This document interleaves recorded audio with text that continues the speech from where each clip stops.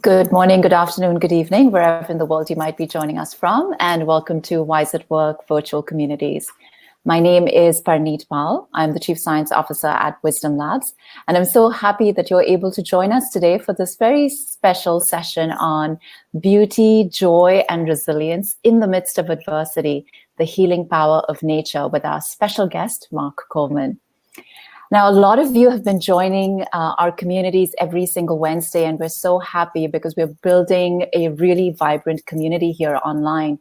But for those of you who are new to Wisdom Labs, we are a San Francisco-based company solving for stress, burnout, and loneliness in the workplace using the science of mindfulness, resilience, and compassion. And in our work, we build communities of practice just like this in organizations worldwide. And our aspiration is to grow mental, emotional, and social well-being in these companies. Now, when COVID happened, our response was to tap into our incredible network of experts and teachers who are very generously donating their time to spend these 30 minutes with us every Wednesday so that we can come together as a community and learn and practice and connect with one another. So for this session, please use the chat room as much as possible and interact with Mark throughout his sessions, and also post your questions so that I can take a few of them and pose them to Mark at the end of the session. It's now my absolute joy to introduce Mark Coleman.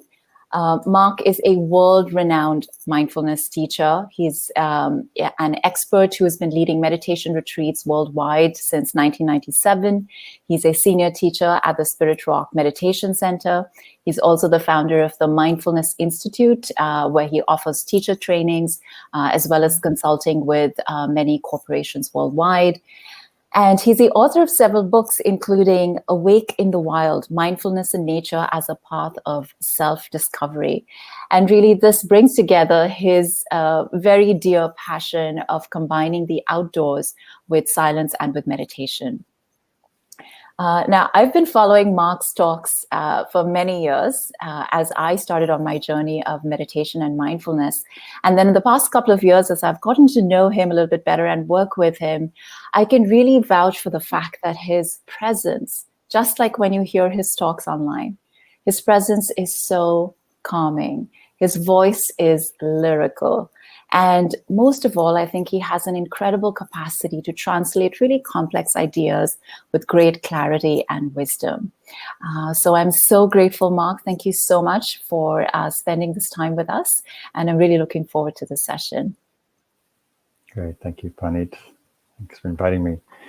And welcome, everybody, from wherever you are around the world. Very lovely to be with you today. So what I'm going to speak to today, as we're living through these pandemic times, is really one way to work with it. Right? There are many challenges living under a pandemic. And one of the things that we're experiencing is a loss of agency, loss of control over much of our lives. And yet one thing we can have agency over is our attention.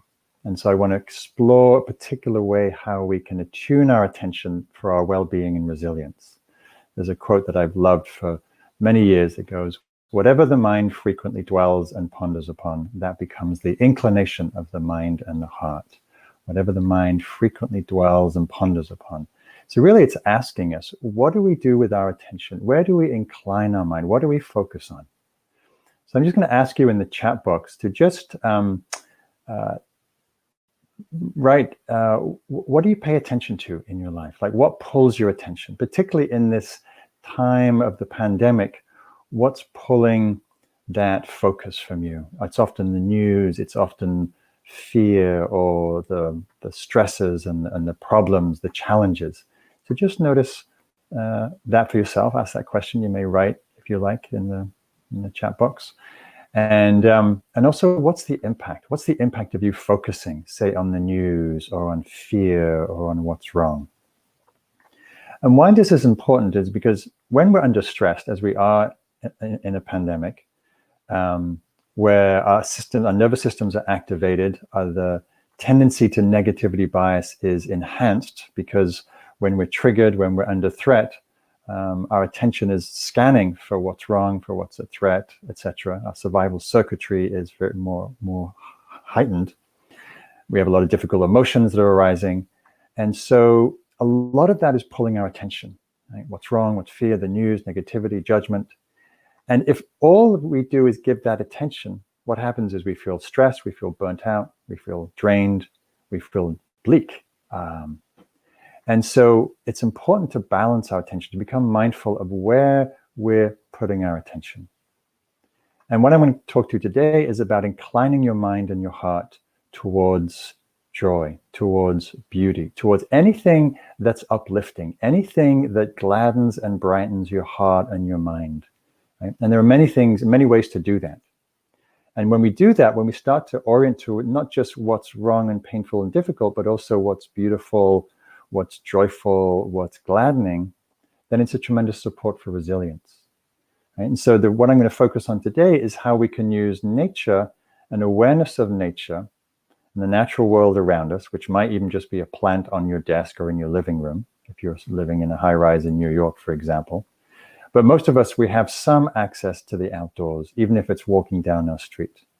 And so when we go outside, nature pulls our attention in ways that are actually very healthy. So if you think about times you've been out in nature recently, it might be even just stepping into your garden and noticing the dew on the grass in the morning, or the scent after a night of rain, and the woodland smell, the earthiness smell.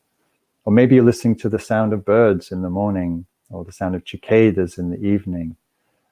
Or you're like me, walking around your neighborhood a lot, taking breaks from sitting at your desk, and you're noticing it's spring, and you're noticing it's beautiful, and you're noticing there's blossoms and there's flowers and there's grasses emerging, and the birds are returning.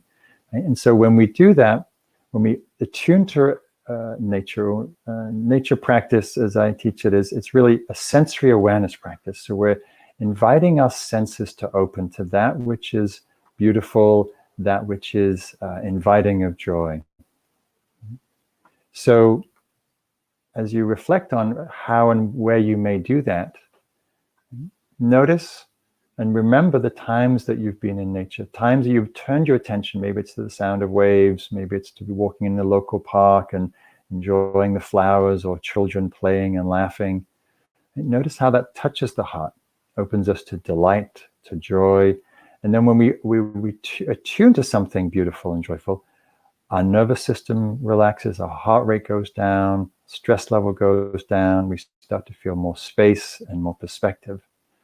And we live in a world where there's so much beauty and so much to delight in. And there's one of my favorite poets, Mary Oliver, wonderful nature poet. She says in one of her poems called Mindful, "Every day I see or hear something that more or less kills me with delight, that leaves me like a needle in the haystack of light. It's what I was born for, to look, to listen, to lose myself in joy and acclamation." And nor am I talking about the exceptional, but the common, the ordinary, the daily presentations, she says. So for me, when I'm walking in the hills, it's noticing a simple wild poppy, this brilliant golden orange, and seeing its beauty and its delicate silky petals. When I'm walking around, it could be connecting, or when I'm sitting in meditations I do in the morning, I lead these sunrise meditations and we sit outside, and I'm attuning to all the ways that when I'm attuned to my senses, I realize I'm not alone. We're never alone. We're always connected, always interconnected. And I sense how my body is touching the earth and feeling that groundedness of the earth. I feel my skin touching the air, and I feel, all right. As I breathe in, I'm taking in oxygen released from grasses and plants and trees. And I'm smelling the scent of the air, which might be cool and damp. As I exhale, I breathe out carbon. Right? Or at night, maybe we look up at the night sky and see twinkling stars, or we see the waxing and the waning moon, and it touches us. Or we're sitting on our balcony or in a garden or in the middle of a park, in Central Park even, and we see a hummingbird come by, and we're staggered by its beauty, and it touches us, and our heart lifts and grows. Or we just simply pay attention to the sunrise, as I do every morning, watching how it paints the sky and touches everything with its warm light. And so I make it a practice. I began this practice when I first started meditating in the 80s. I was living in East London, which was very run down at the time, very urban, very concrete, built up. And I noticed my mind was always orienting to what was wrong with the city, to people, to the government, with everything that was around. I had this negativity bias. And I noticed that was really making me feel grumpy and irritable and contracted. And so I made a conscious practice, even if I'm in this very dense urban landscape, where can I find nature? Where can I be touched by beauty? Whether it was the clear blue sky, the beautiful cumulus clouds, the rare birds that would come into the city, the grasses that never give up in despair, or the lichen on buildings and trees. And so wherever we are, right, we have a choice in any moment where to put our attention. Right? Like right now, as you're listening, what else are you attending to? Are you gazing out the window, looking up at the sky? Is there something in your room, in your office, like a picture or a plant or some object that's very pleasing to you? Right? So noticing and then realizing we have that capacity to shift our attention. And by shifting our attention, we shift our mood, we shift our sense of well-being, we shift the sense of connection.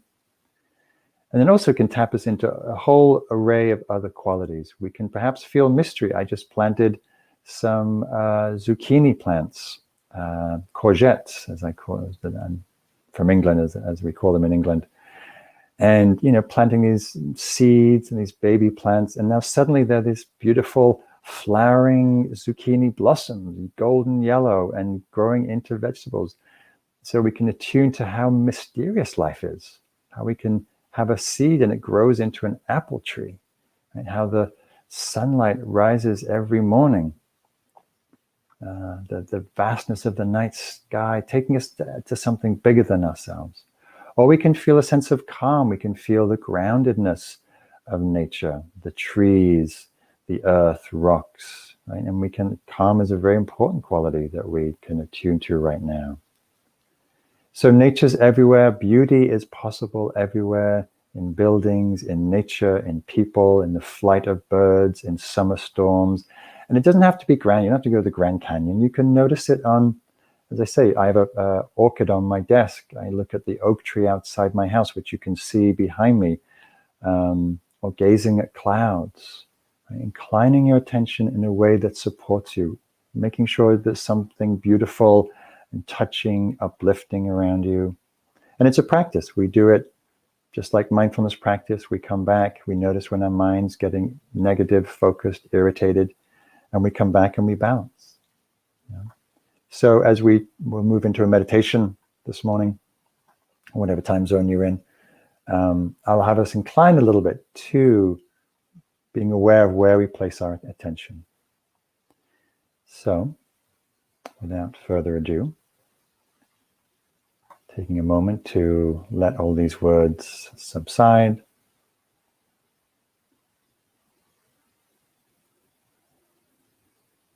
Perhaps closing your eyes, or if your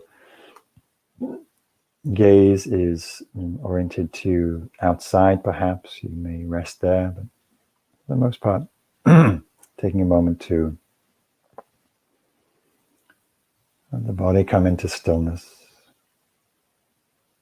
coming into a meditation posture that feels comfortable and familiar.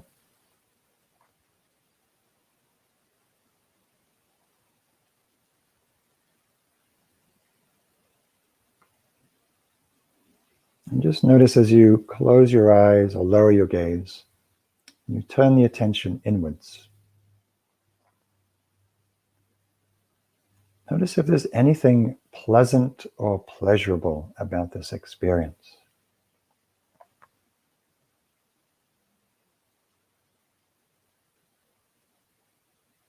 Sometimes there's comfort in the familiarity of the posture,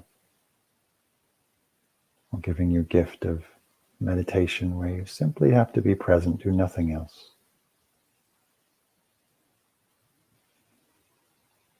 Aware of the soundscape around you. Noticing if there's anything uplifting or pleasant. Maybe it's silent and that's pleasing.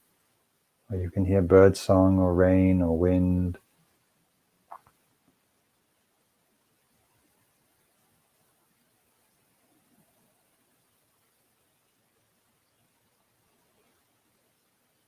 Maybe you can sense the touch of your body on the ground, feeling as if you're sitting in the lap of the earth, supported.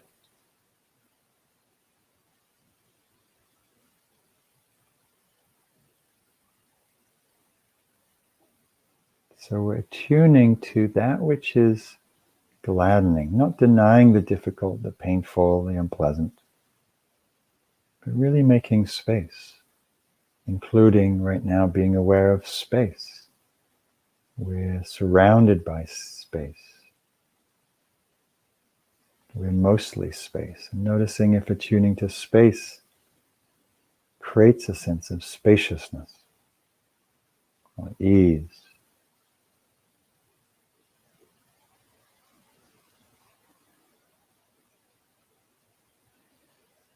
Noticing the sounds that come and go in that space, especially sounds of nature.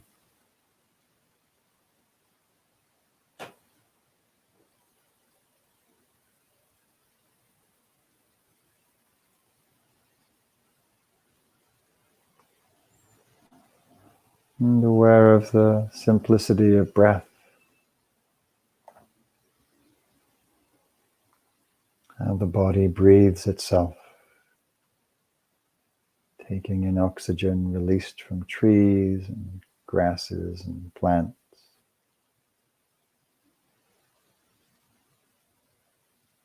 Noticing if there's a pleasurable quality of this simple breath keeping us alive.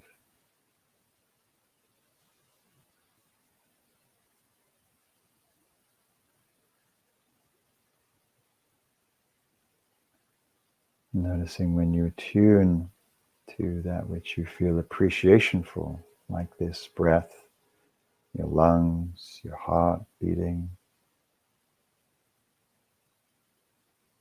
can gladden the heart and the mind.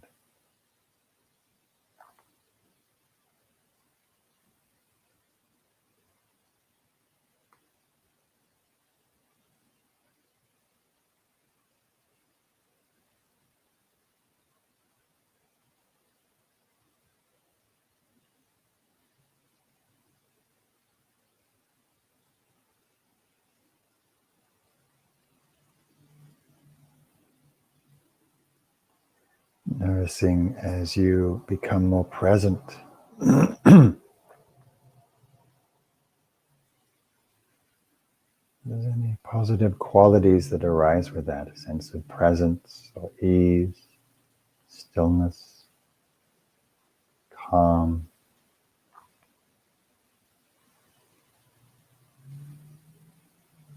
and delight.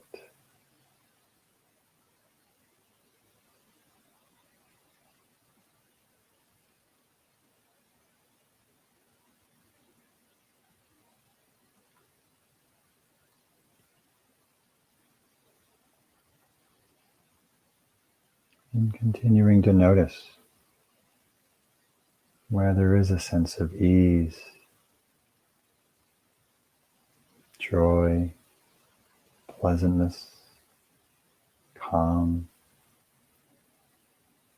and letting the fullness of that experience in as we touch it with awareness can sometimes allow that experience to flourish.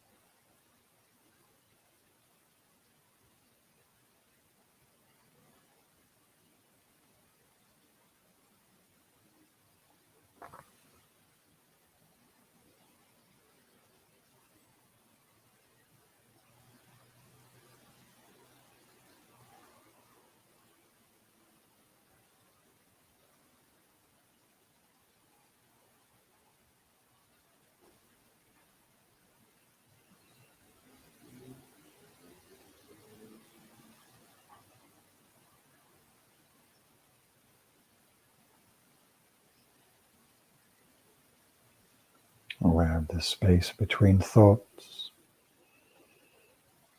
Aware of the sounds and the silence.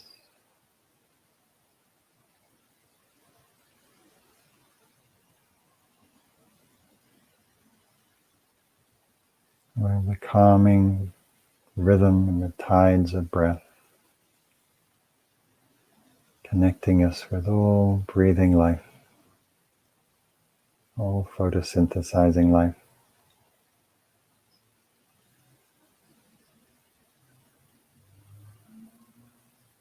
Aware of the touch of the ground, the earth, keeping us present, grounded.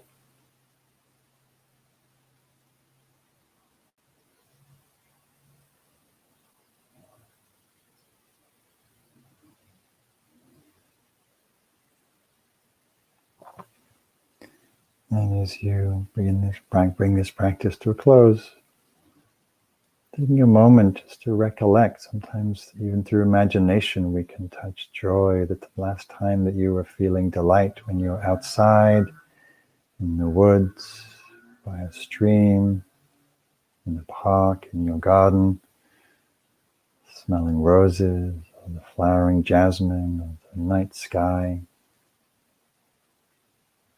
And just notice, even with a thought, we can conjure a sense of delight or ease.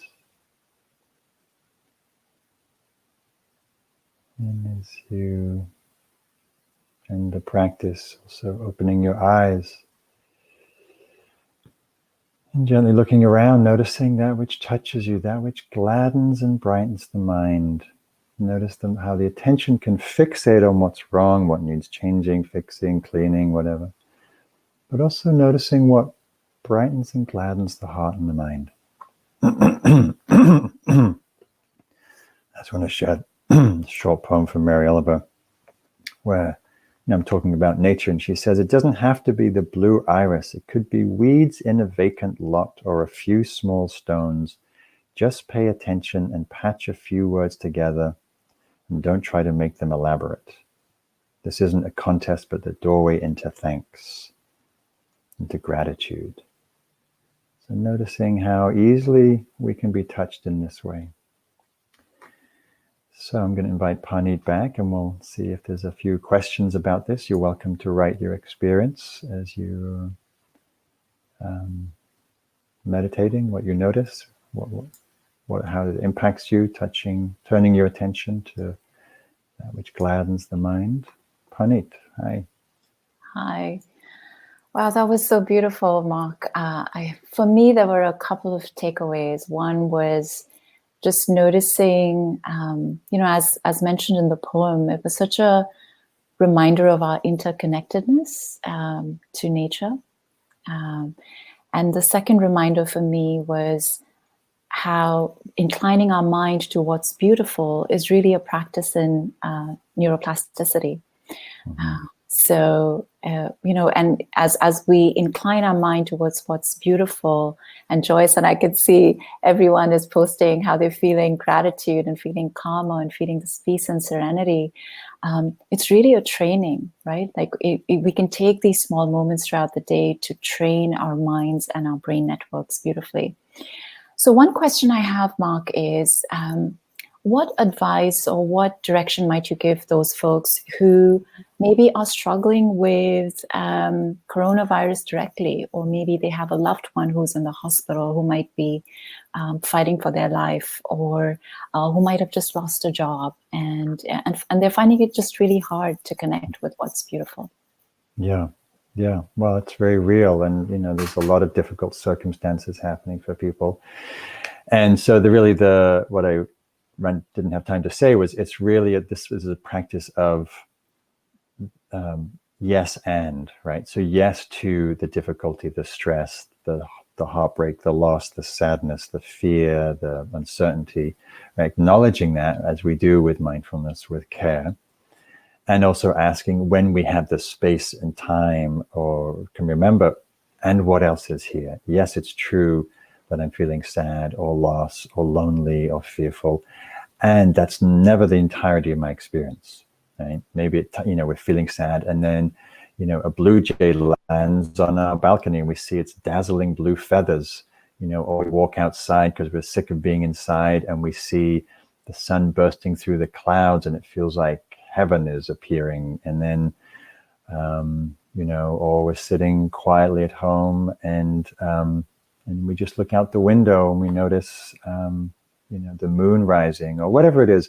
So it's really just including and acknowledging what a difficulty and knowing that we have the capacity to include other experience. And when we shift attention to that which is beautiful, uplifting, joyful, when that sadness, loss, whatever resurfaces, which of course it inevitably will, it gives us more capacity because our nervous system is calmed, open, regulated. And so we can handle our stronger emotions more easily. Fantastic. Thank you for that. We also had a question around walking meditation. So could you speak to that a little bit? How might how can we incorporate that into our practice? Yeah, well, especially for those of us who are working from home, which I imagine as many of your audience is still sheltering in place.